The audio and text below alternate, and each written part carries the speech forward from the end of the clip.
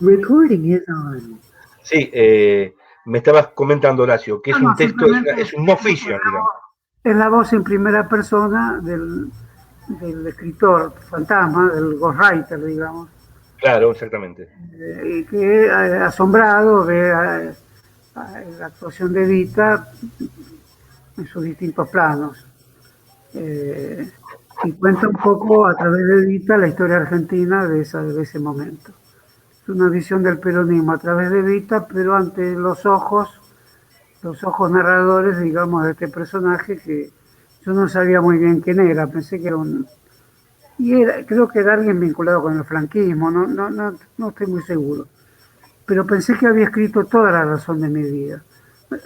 Ahora, para terminar rápidamente, te digo que hace poco salió el hijo el hijo de Penela, que escribió el libro de cómo fue escrito ese libro. ¿En Y es castellano? sí, porque vive en España el hijo. No. Pues mira, Penela es español, el hijo vive en España y es profesor de la Universidad de Madrid, de la Complutense, creo.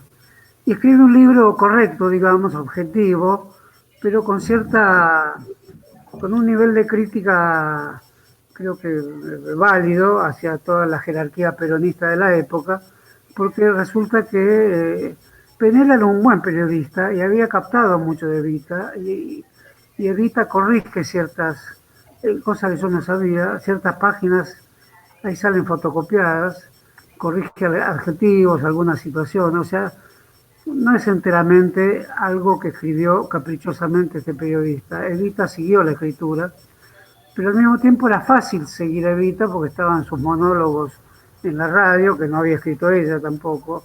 En el peronismo existe mucho el escritor indirecto, tanto de la comunidad organizada como muchos otros textos canónicos del peronismo que están escritos por terceras personas, aunque firmados por Eva Perón o Juan Perón, ¿no? Pero en este caso, Evita sigue con atención el libro. Claro. El libro tiene muchas referencias incluso al feminismo, que algunas subsisten, pero muy relativizadas. Y el hijo se muestra incómodo por dos cuestiones. Una, que nunca le pagaron, porque el trato lo había hecho con Evita personalmente, y Evita al morir, después el gobierno no lo recibe más a este periodista cuando pide que le paguen por su trabajo.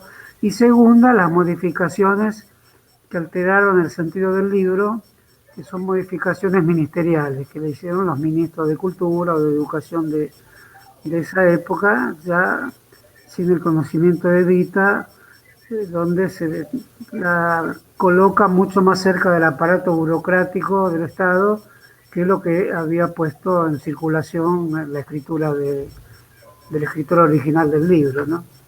Horacio, a lo largo de la, y ya voy cerrando, de todo lo que se ha escrito sobre Evita, yo estoy pensando en el gran corpus, digo, no sé, desde el teatro, digo Copy, digo Perlonger, digo el gran texto de Sebrelli, un texto interesante, Eva Perón, aventurera o militante, o digo Eva Perón en la hoguera del desaparecido gran poeta Leonidas Lamborghini.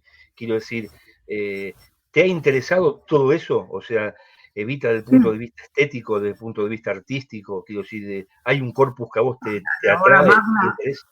Sí, pues, como decís vos, hay un corpus que me agarrás de sorpresa ahora. Por supuesto, conozco todo lo que vos dijiste y hay tantas cosas que seguramente hay que declarar que nadie puede haber leído todo lo que se escribió sobre Evita. De todo lo que mencionaste vos, prefiero Eva Perón en la hoguera de Lamborghini, a quien conocí, con el cual hablé bastante de ese gran poemario, que primero grabó una actriz de la época, Norma Bakaikova, en un long play, y después lo hizo conocer al público contemporáneo Cristina Vanegas, con una gran dicción, una gran dramaturgia en la voz. A mí me parece que es es un tema del peronismo y a la vez es un tema de la profunda renovación poética que ocurría en la Argentina hacia los años 60, habían comenzado antes con Las patas en la fuente por parte de Lamborghini. Lo de Coppi siempre me interesó por Coppi, pero me da la impresión de que ahí había como una especie de patafísica o de un oscuro surrealismo que ponía un punto de vista menos severo para ver Evita, más una teatralización de una equívoca sensualidad alrededor de Evita, un poco vinculada al arte de las marionetas, digamos. No quiero desmerecer a Coppi de ninguna manera, pero es lo mismo que Néstor, a quien conocí y tengo un grato recuerdo de él.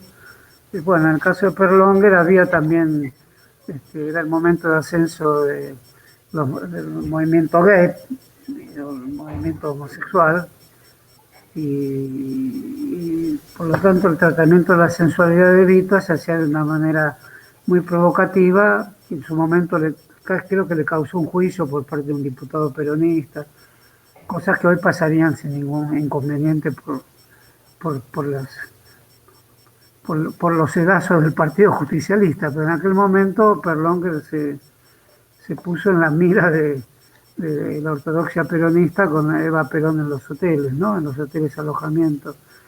Todo eso habla de la plasticidad, incluso mencionaste a Sebrelli, que no es un personaje del cual soy devoto, evidentemente, pero ese libro es mencionable como uno de los libros importantes sobre Evita, tomado de Sartre, evidentemente, aventurero, militante.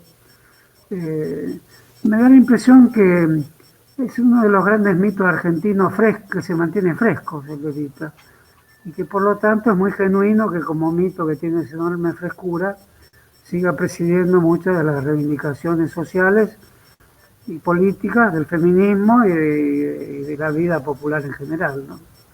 Tenés también la biografía de Marisa Navarro. Bueno, esa es muy importante. Esa es la más importante desde el punto de vista histórico-social. Esa es una investigación más seria.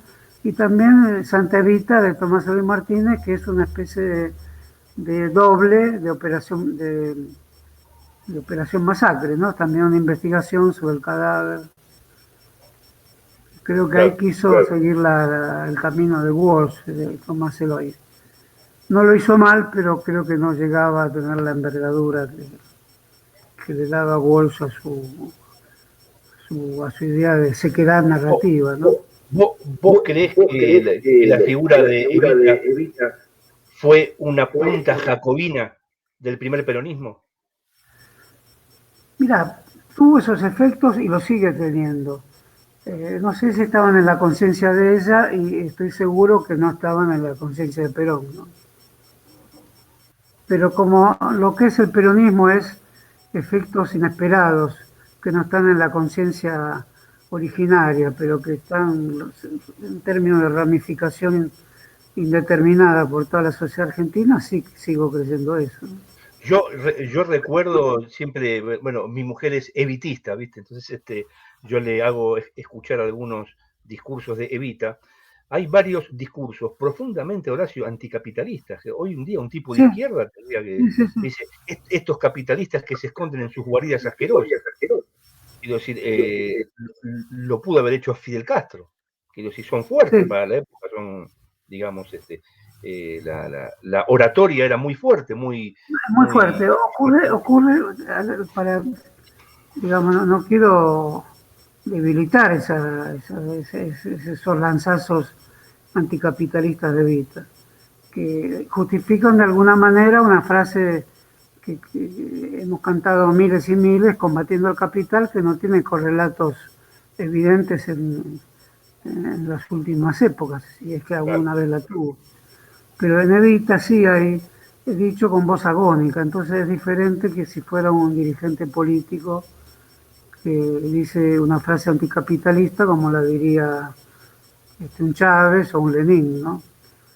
¿Cuál sería la diferencia? Que es una voz teatral agónica que tiene por un lado más fuerza en su anticapitalismo, pero quizás preocupe menos a los capitalistas por decir proviene de una actriz, ¿no? No sé si lo que digo suena muy extravagante. No, y ahí lo que vos decís se complementa con lo que María Pía en Yo ya no habla de vos cuando dice que Horacio González le da importancia al sonido, a la voz, a los Ah, sí, decires. sí. Mira, Este, ese libro se lo agradezco mucho a María Pía, me pone incómodo también, pero ¿qué le vamos a hacer? bueno, Horacio, Las formas de la amistad adquieren ese rasgo incómodo, ¿no? Horacio, antes de despedirme, yo siempre digo Ustedes algo nos medio... despedimos 5 veces por lo menos. No, no, pero algo que es muy cortito. Viene, suponele, un pibe, ¿no? Un estudiante, Horacio. Toma un café con vos y te dice, profesor, ¿por qué? Porque quiero leer El Quijote. ¿Qué voy a encontrar ahí? ¿Qué es lo que me depara el Quijote?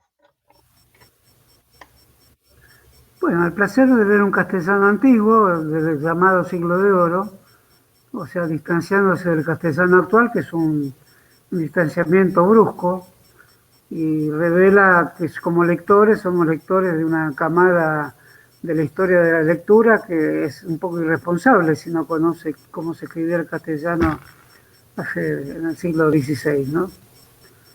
El siglo XVII, no, fin del siglo XVI. Entonces ahí me parece que en el castellano del 1600 había operaciones literarias que hoy se leen con placer y se festejan, que es el relato dentro del relato, cuando el Quijote lee el falso Quijote y se pone el mismo como personaje. Son todos elementos que usaron después las vanguardias literarias que están en el 1600. Y por otro lado, las discusiones filosóficas que hoy tienen gran actualidad, como el capítulo donde se discute si son más importantes las letras que las armas. Creo que hoy es una discusión que tiene enorme validez también. El Quijote es Y un libro que siempre estamos leyendo. De algún modo cuando leemos el mal castellano actual, no digo que haya mal castellano en todos lados, pero la prensa, la televisión, etcétera, al tener exigencias de cómo hablar y cómo escribir, empobrece el idioma inevitablemente. Entonces, una defensa contra ese empobrecimiento es leer textos antiguos anteriores a los medios de comunicación. El Quijote es uno de ellos. Y además tiene la facilidad de que es un gran mito al margen del texto. La lucha contra los molinos de viento, este, la posada, en fin, todo el posadero, la Dulcinea del Toboso, son todos episodios que han sido filmados, hechos leyenda, los abuelos se lo cuentan a los nietos. Por lo tanto, leerlo en su versión original arroja el placer de confirmar que las leyendas circulantes, que son todas deformantes del texto real, son muy interesantes porque al deformarlo, tarde o temprano te llevan a la versión literal, que es tan interesante como la leyenda que se ha formado del Quijote, con todas las películas que existen. Recuerdo una rusa muy interesante también. Siempre las podés criticar, como se critica el cine respecto a la literatura. Un director francés filmó a Proust. Claro que se lo puede criticar, pero ver a Alain Delon hacer de Barón de Charlus es interesante para una visión contemporánea. Ves un actor de los medios de masas, un actor menemista encima, como fue Alain Delon, lo ves haciendo un personaje de Proust, no puede no ser interesante eso como curiosidad de la época contemporánea, ¿no? sí, desde que hizo El Samurái le perdono todo. Sí, tienes razón. Sí, sí, Bueno, yo la... Horacio, Bueno, Gabriel, gracias por yo llamar. quería terminar, yo quería terminar en forma tan extemporánea como mencionar al Quijote. Mirá vos, no, te vas a acordar de esta entrevista. Un muchacho me entrevistó y terminamos hablando del Quijote. Así que bueno, te mando un fuerte Ahí me abrazo. ganaste sorpresa porque no lo tenía muy presente, pero No, de no, y todas vos sabés maneras, que hace poco compré la edición que le recomendamos a todos los amigos que vos conocerás, que es la de Udeva, sí la conozco, pero ya tengo otra que, más antigua. Sí. que dirige, me parece, la profesora Cortázar. Es una gran edición, digamos, que se puede conseguir en las librerías de Buenos Aires. ¿Eh? Bueno, te mando un fuerte abrazo, un saludo para Igualmente vos, para vos, Gabriel. y bueno, y nos estamos viendo, querido amigo. ¿Eh? Abrazo. Bueno, buenas tardes, ¿eh? Vale, ahí está. Hasta la próxima. Bueno, Hasta la acá próxima. borramos la imagen como si no hubiera pasado nada. Escuchame, Horacio, antes de cortar, ¿cómo puedo hacer, Horacio? Tengo ganas de